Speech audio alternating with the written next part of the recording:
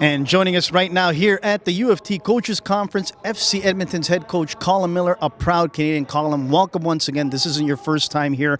Let's talk about what you brought this time around compared to the first time you've come here.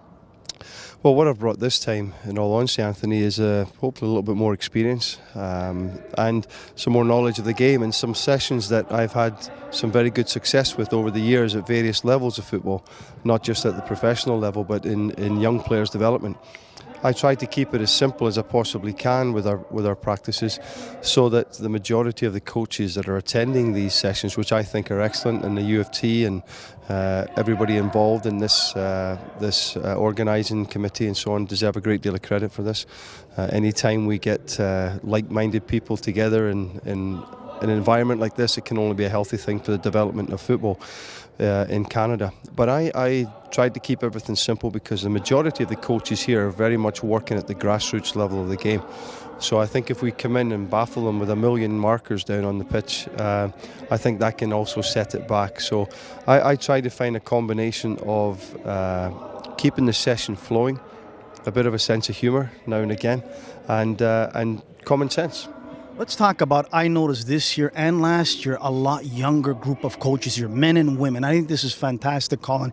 But also, this is something that they're going to want more news from coaches like yourself to incorporate in their training. Let's talk about the technology aspect today. We heard Tony DiCecco speak about the heart monitors on the USA women's team, the GPSs on the Canadian women's. I think that's brilliant. How are you incorporating some new technology in your training at FC Edmonton? Well, the video analysis stuff, for sure, Anthony, is massive in the game now. There's absolutely no hiding place for a football player at the top level of the game, because there's so many cameras watching the players all the time. We have heart rate monitors that we'll hopefully be bringing into Edmonton this year, and that in itself allows you to gauge how hard your players are working, and it can in essence, to be honest with you, it can structure your training sessions for you. So if you've had a couple of heavy days, normally we would go by our eye, and now you've got the technology that's there. Quite expensive, so our owner deserves a great deal of credit for putting the money up to buy this sort of thing. Tom Fath has done a fabulous job in Edmonton, so we've now got to use that, and we've also got a company that we work very closely with, River Valley Health Service in Alberta, who come in and they're working with the players just basically on their various movements, and so we're using the sports science from that way as well. So, and it's a huge part of the game. I mean, this is ultimately where we will judge everything, is on the football park, but the work that goes on behind the scenes in player development nowadays is quite fantastic. What I'm afraid about, Colin, in this country, you know and I know, is still we don't have an identity. If we go to Spain, we go to Italy, Germany, you name it, Portugal, there's an identity ingrained in those youth coaches. We don't have it here. Everyone has their own way to coach, which is fine to a certain extent, but is it not time we have an identity? And head coach Benito Floro instilled this in all the coaches. I agree with that. In fact, I was down in Philadelphia attending the NSCAA convention, a fantastic convention down there, and one of the American national team coaches was speaking, and he said Jurgen Klinsmann had already spoken to every one of the national team coaches to say, this is our model, this is how we're going to play. Agree with it or disagree, but this was how they were going to play. So they are working on their identity, and I think the combination of being an interim head coach and in between coaches and so on and so forth, we've sort of lost our way in terms of an identity. And now we have to give Benito every opportunity to succeed and support him. And if he chooses to play a certain way, or he wants to go a certain direction, then we have to try and support that. And rightly or wrongly, we'll succeed or fail, but I think we have to get behind whoever's in charge and support it. You know, we have, I don't want to solve all the problems in one conversation here, but we have so many experts in the game.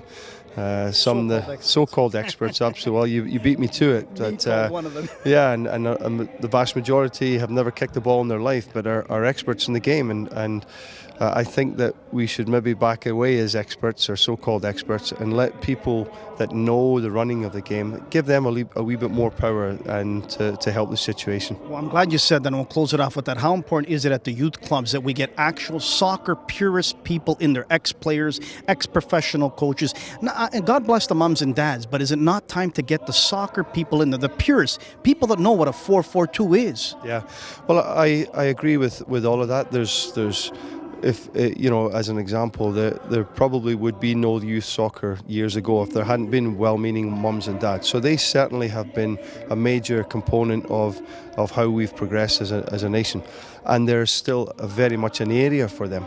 But certainly the higher level that we're talking about, Anthony, is we need to have more qualifications, more coaching experience, more environments like this where like-minded people can come and learn more about the game. Somebody can watch a simple training session and say, listen, I can apply that to my team, I can apply that to my players, I can look at the way he or she, the coach, conducts himself. I could go a little bit more like that. So to answer your question, really, we need more coaching education. We've got to help out in any way, shape or form we can.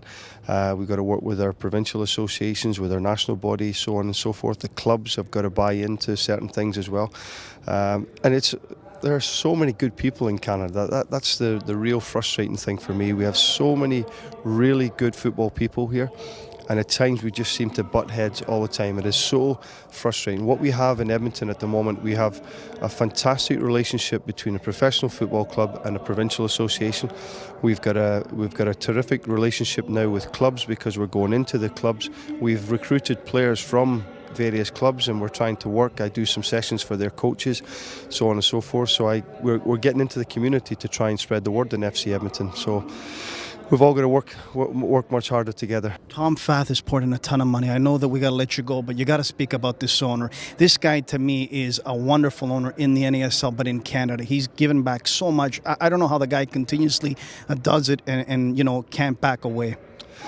Well, Tom has been fantastic for me. I've got to say there's zero interference in terms of the football development, as the same with our general manager, Rod Proudfoot. I just use the word trust so often in our game, and Tom gives me wholehearted trust for how I run things, along with Jeff Paulus and Darren Wallison, my assistants.